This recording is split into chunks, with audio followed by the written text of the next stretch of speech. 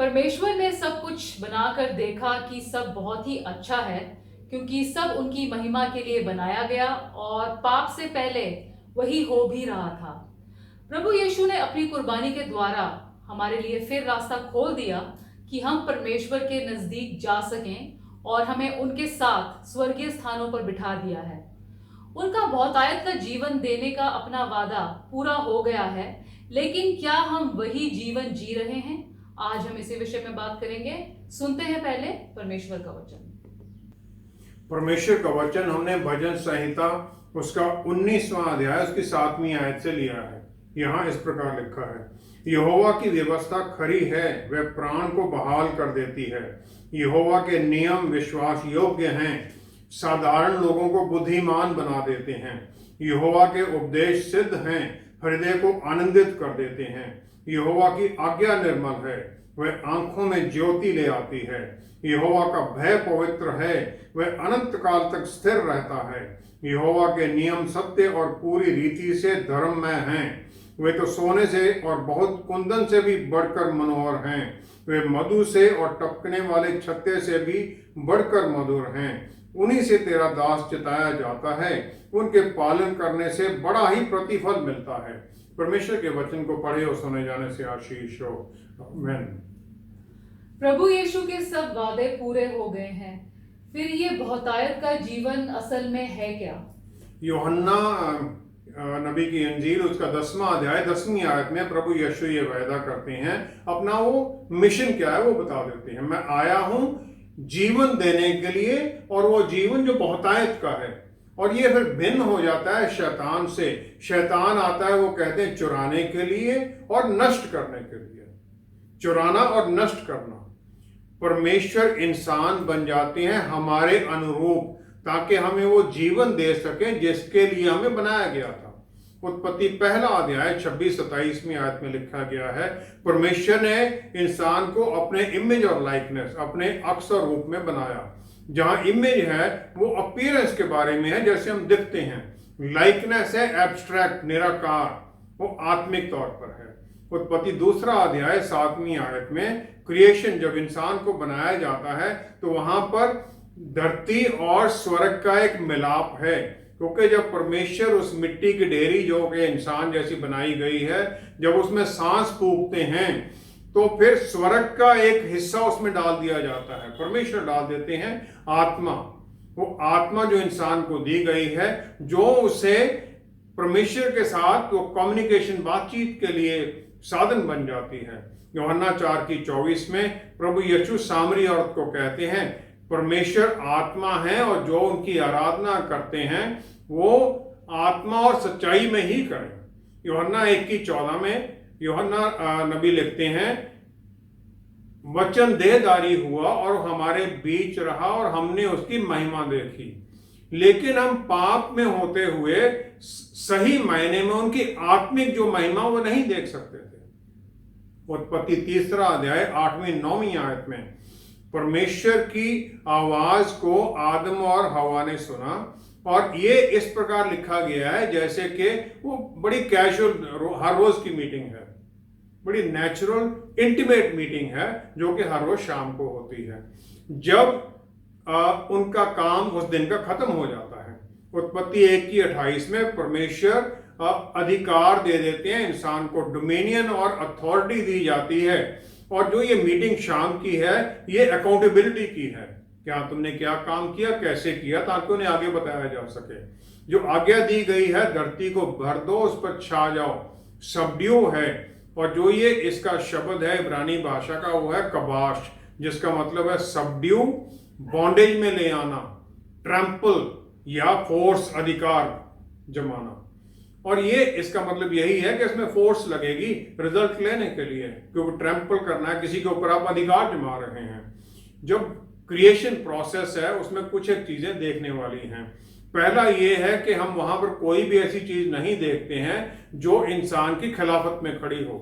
दूसरा ये है कि इंसान को फिजिकल धरती के उसमें बनाया गया है, लेकिन उसमें ये बल दिया गया कि वो आत्मिक रेम में भी देख सके और परमेश्वर से बातचीत कर सके, जो कि एक आत्मा है।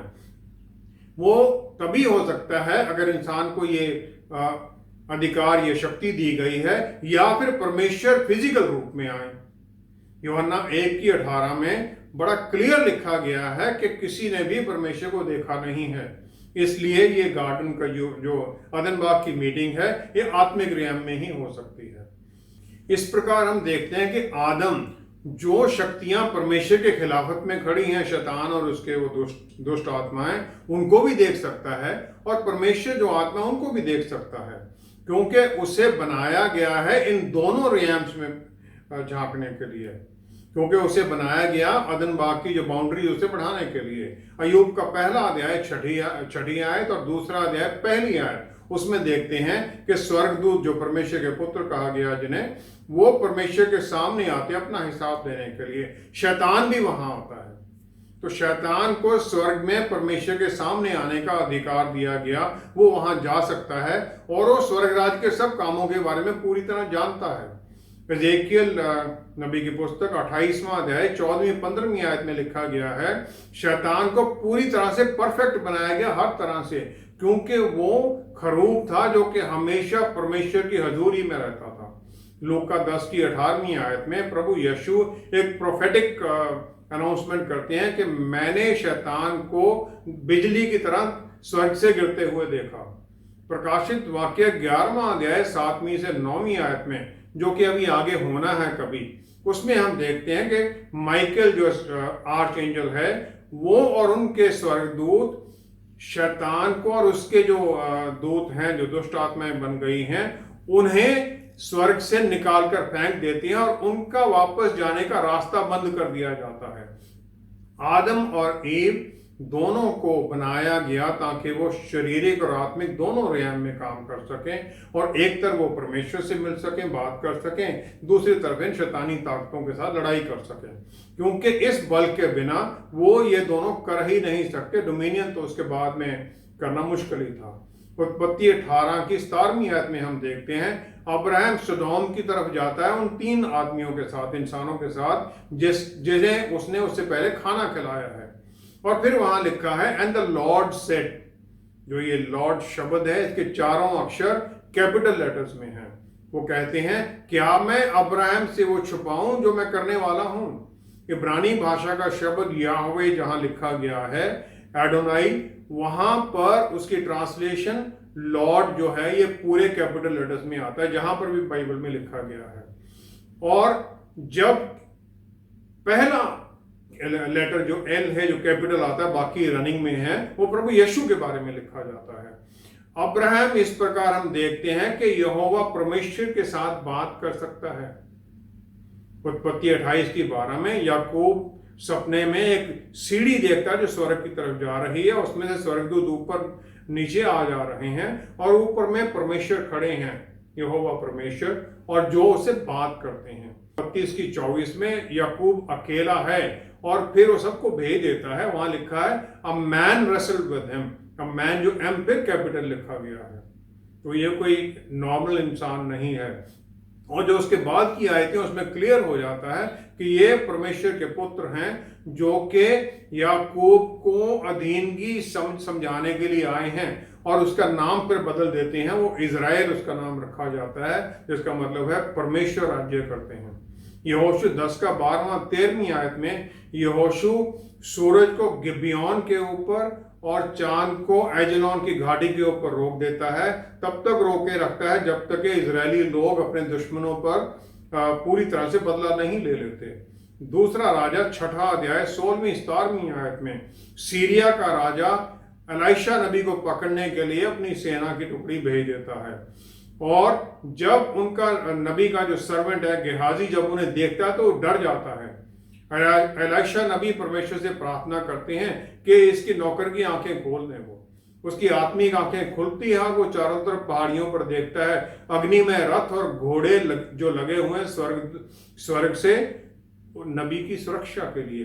ये सब लोग परमेश्वर द्वारा ये बल पाए हुए थे, क्योंकि वो उनकी आज्ञाकारिता में चलते थे, उनके नजदीकी रिश्ते में थे, ताकि ये आत्मिक और शारीरिक दोनों रेयम में जो शक्तियां हैं उनके ऊपर अधिकार में चलें। और यही जीवन हमें वायदा किया गया है, वो जो बहुतायत का जीवन है। और यही जीवन प्रभु यीशु ने हमें रिस्टोर कर दिया, वही शक्तियां हमें दे दी आत्मिक और शारीरिक व्यायाम दोनों में काम करने के लिए, जब तक कि हम यहाँ पर धरती में हैं। यही बहुतायत के जीवन का सही मतलब है। हम सब चारों तरफ से अंधेरे की शैतानी ताकतों से घिरे हुए हैं और लगता है जैसे सब हमारे ही पीछे पड़े हुए हैं। ऐसे में हम इस जीवन के बाहर कुछ और सोच भी कैसे सकते हैं? लूका 17 की 21वीं आयत में प्रभु यीशु फरीसियों को कहते हैं, स्वर्ग राज्य का दृश्य नहीं आता है, वो तुम्हारे भीतर है, और शैतान परमेश्वर के और परमेश्वर के राज्य के खिलाफ है, और वो इसके बढ़ोतरी में रुकावटें डालता है। इसलिए विश्वासी सदा के लिए एक लड़ाई में आ जाते हैं। जो जब हम बपतिस्मा लेते हैं उसी समय से शैतान हमारे साथ युद्ध में लग जाता है। किसी भी लड़ाई में शुरू होने से पहले, उतरने से पहले ये जरूरी हो जाता है कि जो दुश्मन हमारे खिलाफ है हम उसके बारे में जाने, लड़ाई है किस चीज की। अगर हम देखें, पहली लड़ाई हमारी है इस दुनिया के साथ, जो दुश्मन हमारे चारों तरफ है। दूसरा हमारी लड़ाई है शरीर के साथ, वो दुश्मन जो हमारे भीतर है।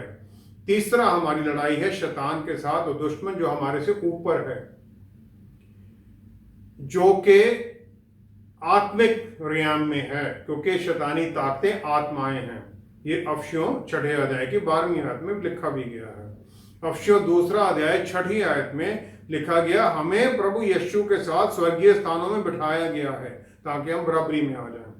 प्रेरितों की पुस्तक 2 अध्याय 1 से 4 आयत तक, पेंटेकोस्ट के दिन परमेश्वर ने वो जो वादा किया था प्रभु यीशु ने वो पूरा कर दिया कि तुम्हें एक और सहायक आएगा, जिसके बारे में योएल नबी की पुस्तक 2 अध्याय उसकी 28वीं आयत और यशाया नबी की पुस्तक उसका 44वां अध्याय 3री आयत में भी लिखा गया है।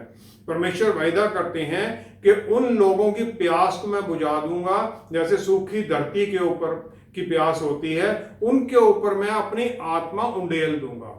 गलातियों की पुस्तक 1 अध्याय 16वीं 17वीं आयत में पौलुस रसूल कहते हैं, हालांकि उन्हें परमेश्वर प्रभु यीशु द्वारा बचाया गया था और उन्होंने वचन के बारे में, पुराने नियम के बारे में गमालियल से सीखा, जो कि उस समय के महान दार्शनिक थे, स्कॉलर थे, फिर भी वो आत्मा से सीखने के लिए अरेबिया के रेगिस्तान में चले जाते, 3 साल वहां रहते हैं।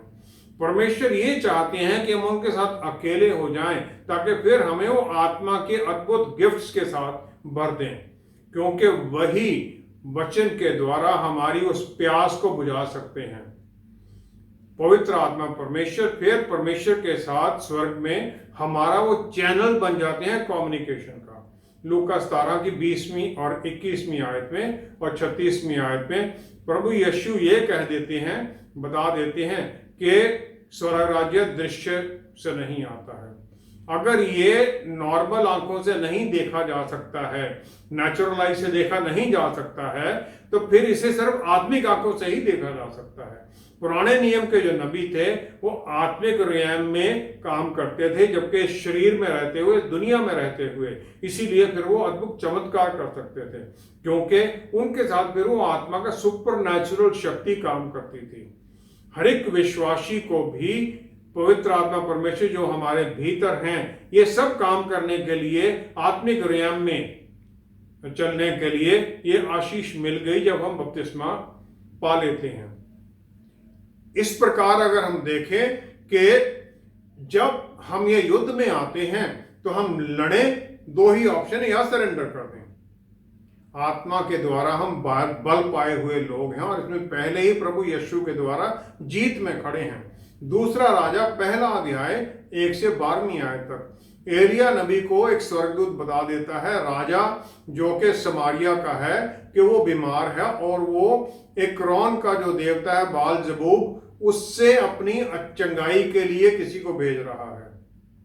और फिर जब राजा अपनी सेना की टुकड़ी भेजता है एलिया नबी को पकड़ कर लाने के लिए, तो वो स्वर्ग से आग उतार कर उन्हें जला देती हैं। 2 टुकड़ियां इस प्रकार जल जाती हैं। दूसरा राजा 4 अध्याय पहली 7 आयत में नबियों के जो स्कूल था, एलीशा नबी कि उस स्कूल के एक स्टूडेंट की विधवा आ जाती है। वो कहती है कि हमारे ऊपर जो कर्ज चढ़ा हुआ था उसको कैसे उतारे, क्योंकि कर्जदार मेरे बच्चों को पकड़ने के लिए आ गया है। नबी उसे पूछते हैं क्या है। वो कहती मेरे पास तो एक थोड़ा सा तेल है कुप्पी में। वो कहती हैं जा दरवाजा बंद कर ले, जितने बर्तन ले सकती ले ले। और वो उसमें तेल डालने लग जाती है। तेल गिरता रहता है, खत्म नहीं होता है जब तक सब बर्तन भर नहीं जाते हैं। नबी जो उनका इस धरती पर रोल था उसके बारे में पूरी तरह जानते थे, और पवित्र आत्मा परमेश्वर किस प्रकार उन्हें वो चमत्कार करने के लिए शक्ति देते थे वो सब जानते थे। पहला कुरिन्थियों 12वां अध्याय 6 से 10वीं आयत में पवित्र आत्मा परमेश्वर द्वारा हमें इस आत्मिक युद्ध में लड़ने के लिए पूरी तरह से बल दिया गया है जो परमेश्वर की तरफ से है। अगर हम देखें फिर इसके लिए हमें अद्भुत गिफ्ट दिए गए हैं जो कि बुद्धि और ज्ञान से शुरू होकर भाषाओं को समझना, बोलना और फिर चमत्कार करना, विश्वास में चंगाई देना, आत्माओं को पहचानना और फिर परमेश्वर के द्वारा दिए गए प्रोफेटिक मैसेजेस आगे पहुंचाना। ये सब जो गिफ्ट हैं ये नेचुरल जो परिस्थिति है उससे बाहर के काम करने के लिए हैं। समझना और फिर शैतान के कामों को काउंटर करने के लिए तैयार करने के लिए है। शैतान जो कि आत्मा है, फिर उसके साथ हम युद्ध में चलते हैं। यूहन्ना 14:26 में प्रभु यीशु ने वादा किया कि जो पवित्र आत्मा परमेश्वर आएंगे वो तुम्हें सब कुछ सिखाएंगे और तुम्हें वो सब याद कराएंगे जो मैंने कहा है। कोई भी युद्ध जीता नहीं जा सकता है बुद्धि और ज्ञान के बिना, क्यों, और जो कि पवित्र आत्मा परमेश्वर का प्राइमरी रोल है, हमें सिखाना और याद कराना। लूका 10वां अध्याय 9वीं और 17वीं आयत में प्रभु यीशु ने 70 चेलों को भेज दिया कि जाओ बीमारों को चंगाई दो, बीमारों को चंगाई दो, भेजा गया उन्हें। और जब वो वापस आते हैं तो वो कहते हैं प्रभु आपके नाम में तो दुष्ट आत्माएं भी हमारे अधिकार में आ जाती हैं। उनके भीतर अभी पवित्र आत्मा परमेश्वर आए नहीं थे। हमारी शक्ति कितनी ज्यादा है जबकि पवित्र आत्मा परमेश्वर हमारे भीतर हैं। दूसरा कुरिन्थियों 12वां अध्याय पहली 4 आयत में पौलुस रसूल अपनी इस आत्मिक जीवन के बारे में पूरी तरह से संतुष्ट हैं, क्योंकि उन्हें तीसरे स्वर्ग में उठा लिया गया शरीर में, ताकि वो सब कुछ जान सकें। और फिर जिस प्रकार पवित्र आत्मा परमेश्वर ने उन्हें भेजा वहां पर वो वचन सुनाने के लिए चले गए। अगर हम किसी और जीवन जो आत्मा के द्वारा हमें मिलता है जो इस शरीर से बाहर और है, अगर हम इसके बारे में नहीं जानना चाहते या इसे हम इग्नोर करना शुरू कर देते हैं क्योंकि हम इस दुनिया में हैं, तब फिर हम इस दुनिया के ही जो खजाने वही इकट्ठे कर रहे हैं। स्वर्ग के खजाने हम नहीं इकट्ठा कर रहे हैं, क्योंकि स्वर्ग के खजाने तो आत्मा के द्वारा ही जाने जा सकते हैं, उसकी जीत के द्वारा ही जीत पाए जा सकते हैं, और वो जीत शैतानी ताकतों पर पाने के बाद में है, और जो कि किसी भी तरह से शैतान के ऊपर अधिकार जमा ही, शैतान हमारे ऊपर कोई अधिकार नहीं जमा सकता है, क्योंकि हम जीत में खड़े हैं। हम जीत में खड़े हैं, प्रभु यीशु में, और शैतान का अधिकार उतना ही हमारे पर बन जाता है जितना हम उसको दे देते हैं। जितना हम उसके सामने झुकते जाते हैं उतना वो अधिकार जमाता जाता है। अब ये हमें देखना है कि हमें फिजिकल रियाम में ही चलना है, शैतान की अधीनगी में हो जाना है, या फिर स्वर्गीय आशीषें पाकर जीत में चलना है। उस बहुतायत के जीवन में फिर हम किस प्रकार चलें कि हम सही मायने में प्रभु यीशु में अपना जीवन जिए। इब्रानियों की पुस्तक उसका पहला अध्याय 14वीं लास्ट आयत जो है, पौलुस रसूल कहते हैं कि जो स्वर्गदूत हैं ये मिनिस्टरिंग स्पिरिट्स हैं, सेवा टहल करने वाली आत्माएं जो उद्धार पाने वाले के लिए सेवा करने को भेजी जाती हैं। विश्वासियों की सेवा के लिए स्वर्गदूत बनाए गए हैं। भजन संहिता 91 उसकी 11वीं आयत में लिखा गया है कि परमेश्वर ने अपने स्वर्गदूतों को यह आदेश दे दिया कि तुम्हारे हर रास्ते में तुम्हें संभाल कर रखें। लेकिन फिर हम इतनी प्रॉब्लम फेस क्यों करते हैं, क्यों हम ऐसी परेशानियों में घिरे रहते हैं। होशे नबी का 4था अध्याय उसकी 6ठी आयत में लिखा है, परमेश्वर का वचन है कि मेरे लोग ज्ञान के बिना नष्ट हुए जाते हैं। और ये ज्ञान दुनिया के बारे में नहीं है, ये आत्मिक ज्ञान है। प्रकाशित वाक्य 2 अध्याय और 3 अध्याय, उसमें 7 चर्चेज को चिट्ठियां लिखी गई हैं, जहां पर के उनको बढ़ने के लिए एग्जॉर्टेशन है, उत्साहित करने के लिए है। लेकिन आखिर में हर एक चर्च को ये है जो जय पाएगा, फिर उसके साथ एक रिवॉर्ड भी वायदा किया गया है। अगर किसी चीज पर जय पाने की जरूरत ही नहीं है तो फिर ये वैदिक प्रभु ने क्यों करना था? इसका मतलब कुछ ना कुछ तो है जिसके ऊपर हमने जय पानी है। मत्ती 8 की 24 से 26वीं आयत में जो डिसाइपल्स हैं, चेले हैं, वो किश्ती में एक बहुत बड़े तूफान से गिर जाते हैं और जो लहरें हैं वो किश्ती के ऊपर आने लग जाती हैं, भरने लग जाती हैं। जहाँ ये ग्रीक भाषा का शब्द सीस्मोस इस्तेमाल किया गया है, जिसका मतलब है एक भूकंप की तरह तूफान ऐसे हिलाए। लेकिन इस सब शेकिंग में प्रभु यीशु आराम से सो रहे थे और उन्हें कोई खतरा नहीं था। फिर विश्वासी जो चेले थे वो डर कर प्रभु यीशु को उठा देते हैं। वो कहते हैं, प्रभु हमें बचाएं, हम नष्ट हुए जाते हैं। प्रभु उन्हें कहते हैं कि तुम डर क्यों रहे हो, विश्वास की कमी वाले लोगों। अगर हम देखें तो जब परमेश्वर का पुत्र किश्ती में है तो ये कैसे हो सकता है कि वो किश्ती किनारे पर ना जाए?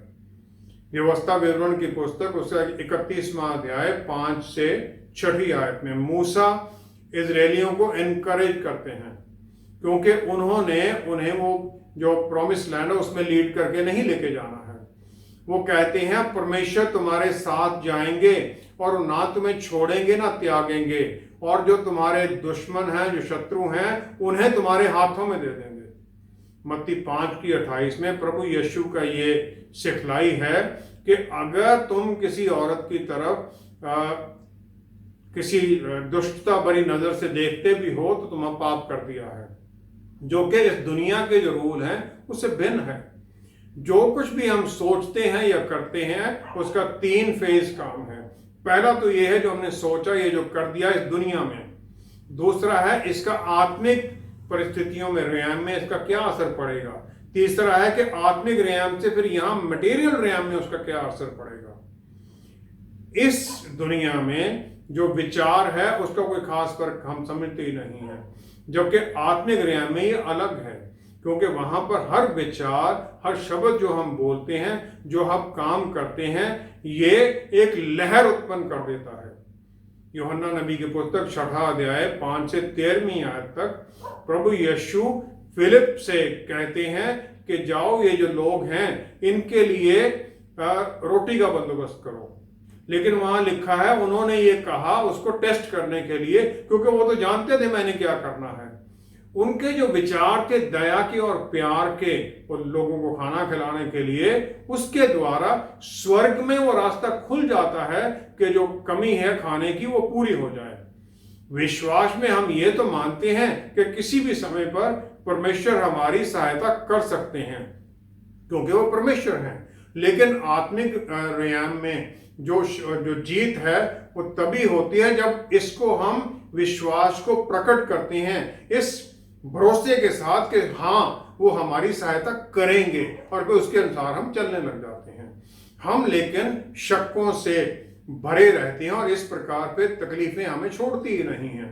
2 तिमोथियस उसका 4 अध्याय 13वीं आयत, ये पौलुस रसूल की आखिरी पत्री है, क्योंकि उन्हें उसके बाद में मृत्यु का सामना करना है।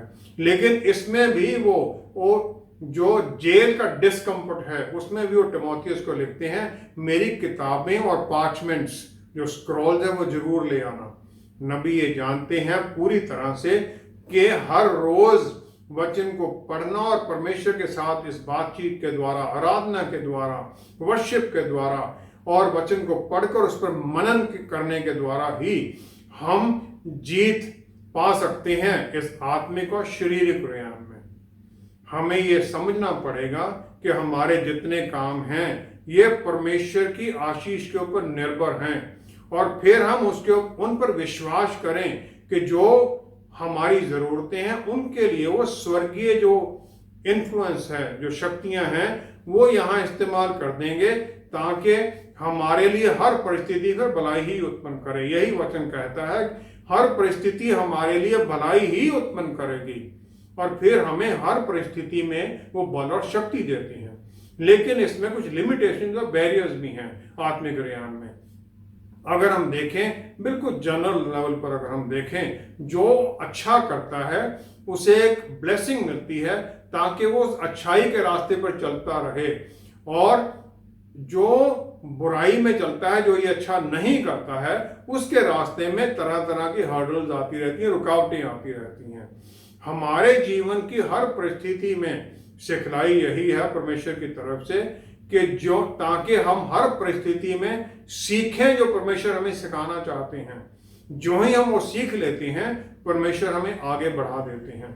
ये इसी प्रकार है जैसे प्रमोशन के लिए एक टेस्ट होता है, टेस्ट हुआ तो आप प्रमोट हो गए।